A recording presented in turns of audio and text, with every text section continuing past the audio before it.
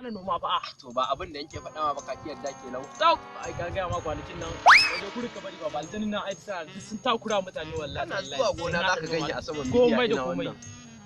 Ina zaka ga ina idan sai na kallon ka. Sai dai kawai yi abin a hankali yasa yake tsoron fita. Ai kurin ka bari na ga ma.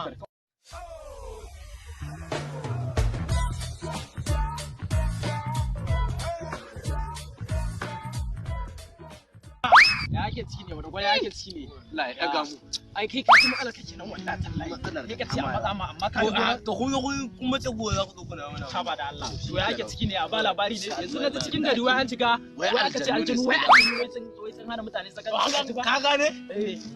Abin da yake faruwa. Ba nan na je gona ta. Eh. Ke gani wani mai kai da. Kai! A wajen gida kwa. Ina zan guda ɗaya haka. Kai! Hanya ku aljani ka gama Hanya hidan ba. ka gani ba wani. Kai! Wani ma fa abin da gani fa shi na gani fa. Me gani? Ai kurin. Me gani to? Me? Aljanin na gani kai. Amma fa ba kai fa. A ina? A san din. Ina ne? Can ko kuma ya. Ko wannan ya gudu amma ni ban.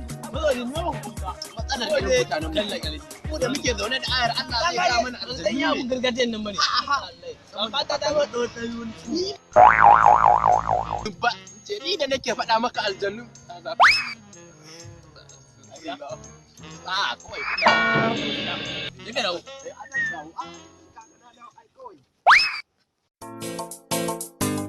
Wallahi wa inna ilaihi